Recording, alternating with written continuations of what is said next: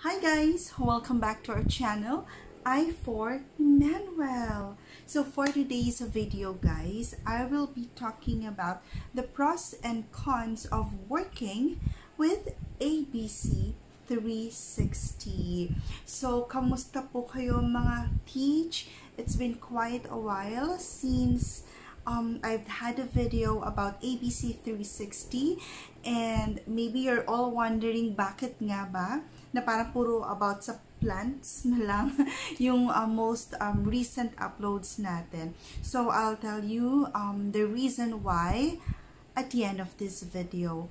And so yun po, before we start this guys, I do need your help. We do need your help guys because we're so close in hitting 1,000 subscribers, and with your help, especially kung hindi pa po kayo nakaka-subscribe, you can definitely help us, you know, in achieving this goal para po mapasaya natin ang amin pong not so baby Emmanuel. Ang laki-laki niya na po talaga guys. So yeah, so let's get started. So yun nga po, a lot have been, you know, commenting sa mga previous videos ko pa po. And I think this was the last video that I have uploaded about ESL teaching.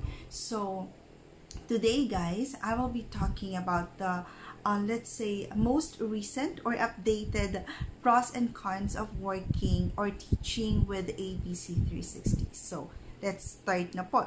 So first, I will be talking about the pros. So I've been, you know, talking about this almost sa lahat ng videos ko with regards to ABC 360. So first, you know, positive side of working with them is that your salary is always on time. So siguro po, I've been with ABC 360 for like a year and 8 months na rin. So medyo matagal na rin po akong nag-work sa kanila. So sa span of 1 year and 8 months, I can say na na-delay yung sahod namin not more than 5 times. So not more than 5 times. I can't really recall yung exact, but you know, for 1 year and 8 months, like salary got delayed for less than 5 times. So I think it's okay, diba? So syempre we are all working and salary is definitely our topmost concern. So if you are thinking of, you know, applying with ABC 360, so at least when it comes to salary, ayos naman po sila doon. I mean, again, they'll have a very good and valid reason kung bakit madidelay yung sahod mo. But again, hindi po siya madalas mangyari. Second positive side of working with them is that they do have a TC, and I mean they do have a TC and a nestling coach. So TC, they'll be your supervisors or like your team coaches, so you can rely, you can tell them all of your concerns, whether about system issues, leaves, cancellations, you know, anything about work, you can tell your corresponding TC. And so far, lahat naman po ng mga TC na na-message ko ay very responsive naman po. Next, with ABC 362 guys, you can also manage your own schedule. Yes, you can file your leaves at least 7 days before your scheduled leave, diba? And then you can also revoke it if filed sa tamang days. So I guess those are the 3 pros of working with them. So first, salary is always on time. Not just on time guys, sorry, let me just say this, because also their salary, they are giving it ahead of time. So for example, yung cut-off nila, or you can get your salary every 10th and 25th of the month. So for example, so kung 25 natin makukuha yung salary natin, we can get it in advance, like for example 2 to 3 days before the pay date, so which is definitely great.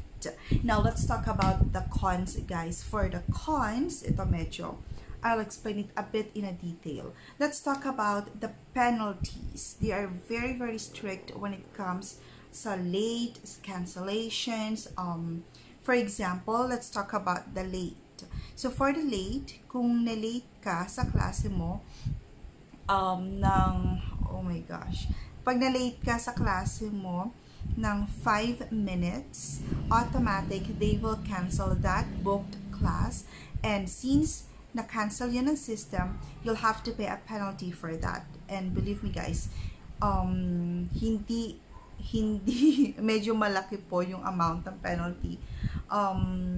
Please correct me if I'm wrong. It's between 100 to 150 pesos, but within, every period, every cut-off, meron po kayong for every 2 bind classes na maka-cancel, 50 pesos lang siya. Then more than, beyond those 2 bind classes, whether it's a bind or it's a regular student or not, between 100 to 150 pesos na po yung penalty niyo for that. So that is for the late.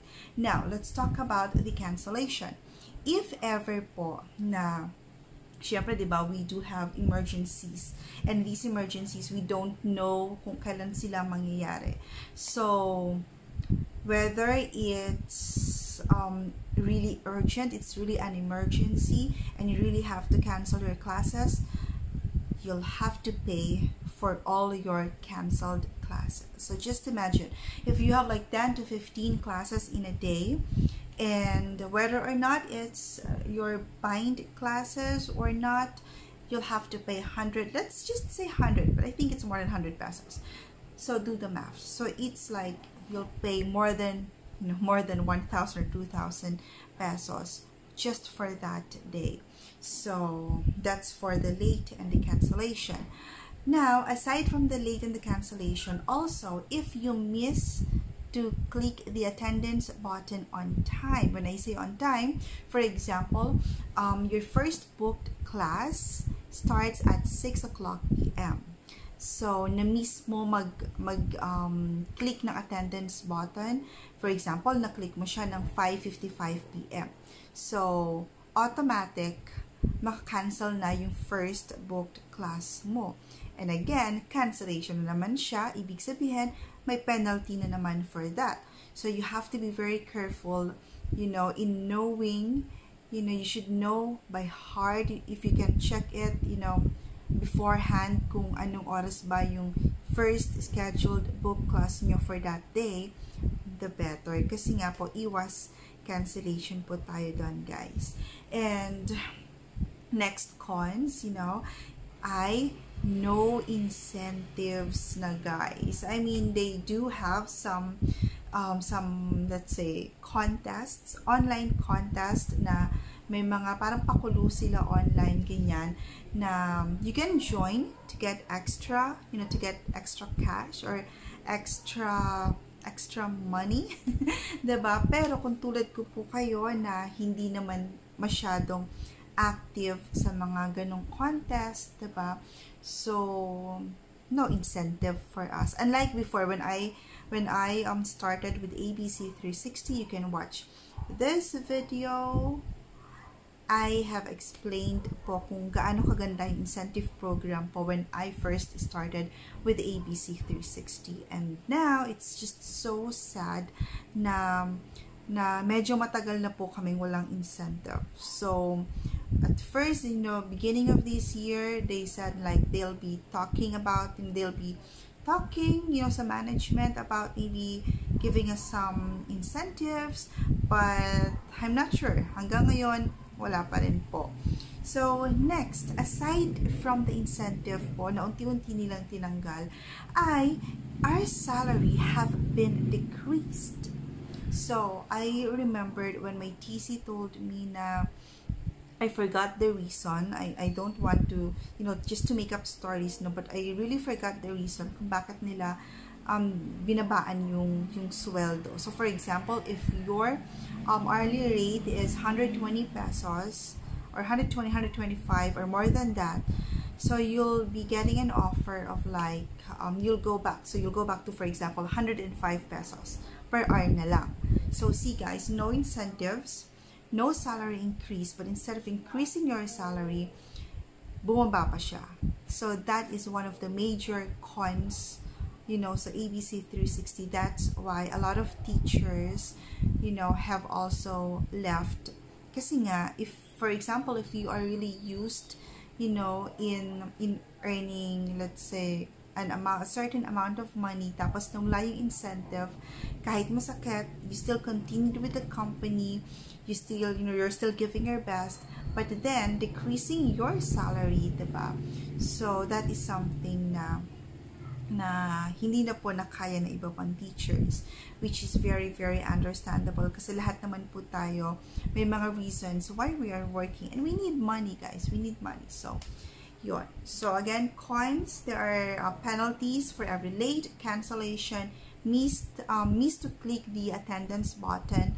So penalties for that. Late memos. Speaking of memos, guys, recently lang po, is it recently? Pero neto lang po, guys, they do have some changes about the memos. In-include po nila yung specific na kailangan mong i-include per memo yung performance po ng student.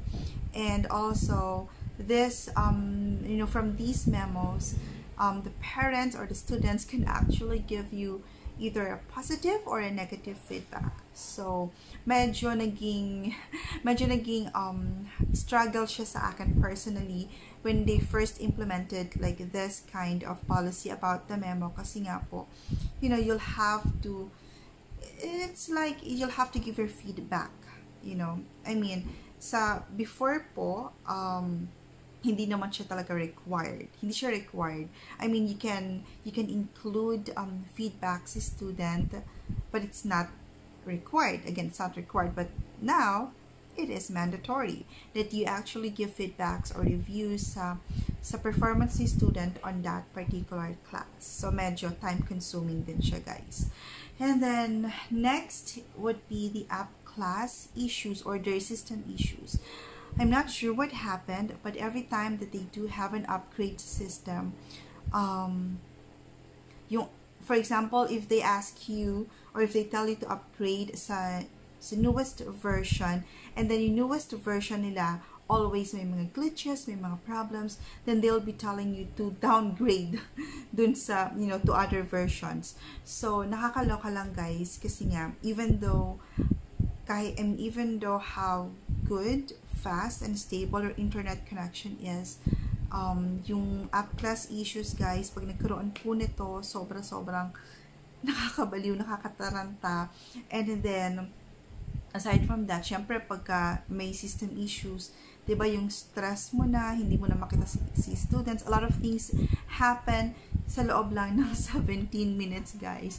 And then aside from that, while you're trying to fix that problem, while you're trying to get into the class or to get back to the class, after that, you'll have to justify yourself, diba, kung ano man yung nangyari sa klase na yun, because students might give you negative feedbacks. So kailangan mag-email ka pa, or not email, but kailangan mag-message ka sa TC mo, you provide them with good evidences, screenshots, kung ano ba yung nangyari on that particular class. And believe me, guys, it's really time consuming.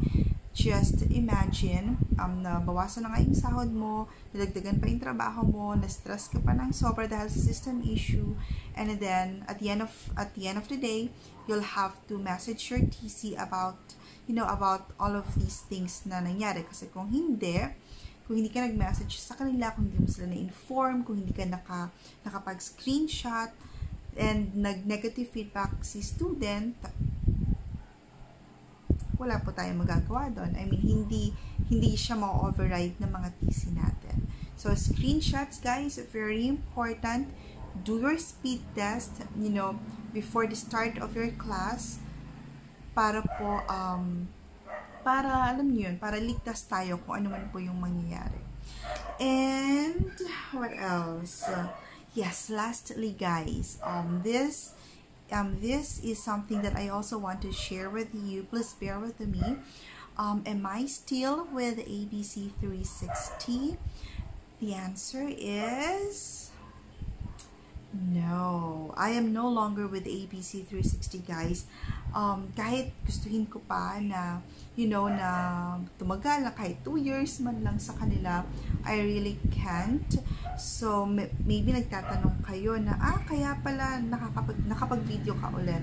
I mean, you guys deserve to know the updated pros and cons, diba, of working with ABC360. But my reason kung bakit po ako umalis na sa ABC360 is because of this video.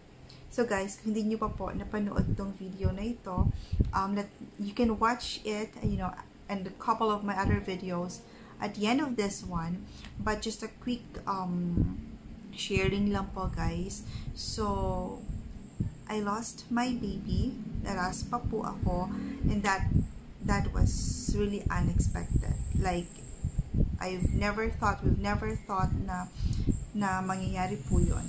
So, I was in great pain. I was already paining. So, tulad po ng sinasabi ko kanina, diba, emergencies happen. Hindi natin alam kung kailan, kung anong oras, kung anong araw. So, I told my TC about my condition, and I told her to cancel all my classes. Because that time, when I messaged her, I was really in great pain. Dinudugo na po ako. And then after that, yun, so it actually happened like for days then bago ako naraspa.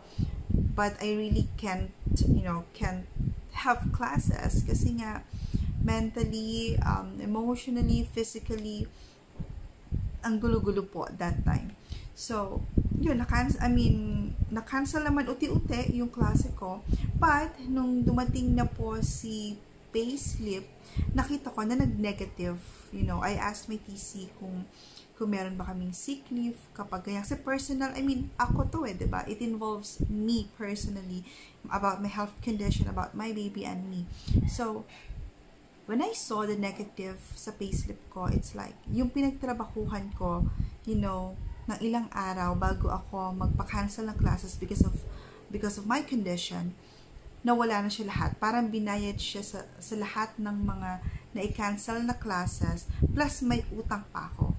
So, just imagine, guys, I'm not sure, maybe if you're a mother or if you have experienced already what I have experienced.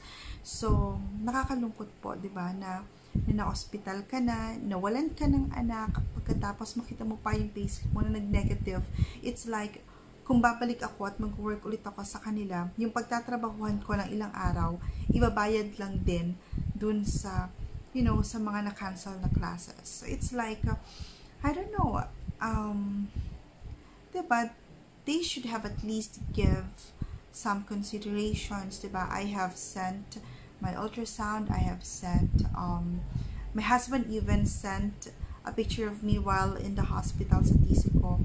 And maybe if they need some other medical documents, maybe I can give it to them.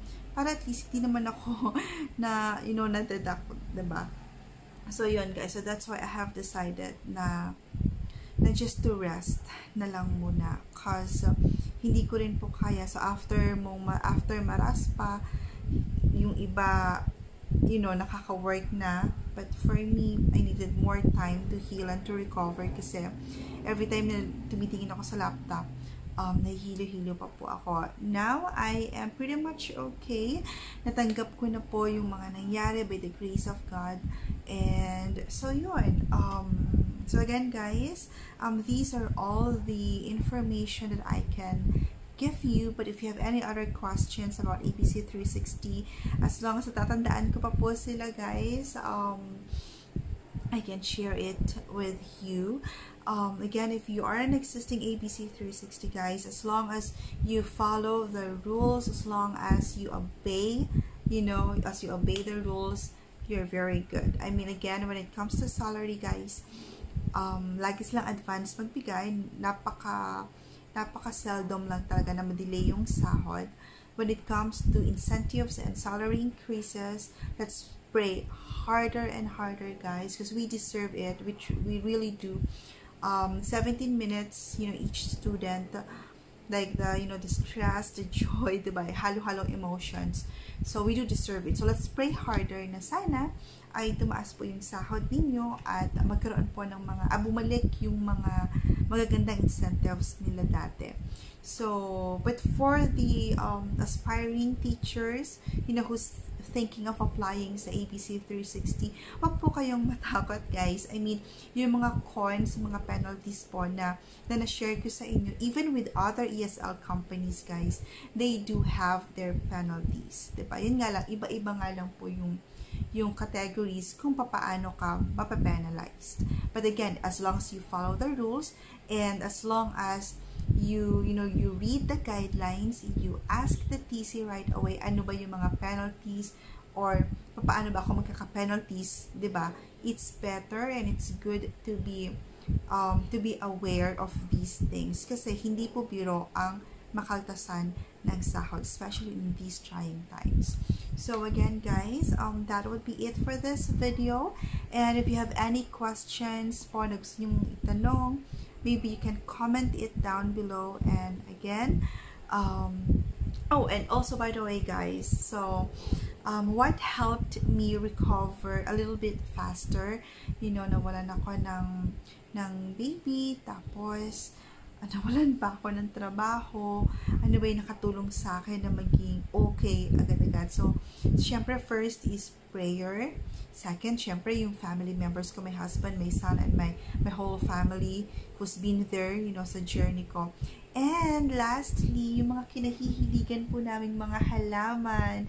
So, guys, if you are also a plantito, plantita, plant enthusiast, or tulad po namin na bago pa lang po nahihilig sa paghahalaman, guys, you can watch our videos. We do have a couple of plant hunting, dito po sa Laguna, and maybe, yung paghahalaman ay makabawas din po sa mga problema, sa mga stress po ninyo. So, guys, again, these are just all the challenges na meron po tayo sa buhay natin, but life must go on. Believe in God. And again, if you have any tips for other teachers po, guys, you can comment it down so that other teachers can also read your comments and can also learn something. So let's help each other, guys, because that's what we need in these trying times. Diba? Lagi kong sinasabi, magtulungan po tayong lahat. Let's be honest with with one another, and as long as I'll have the time to reply, I'll respond to your comments one by one. So again, thank you so much, guys, for watching, and God bless us all.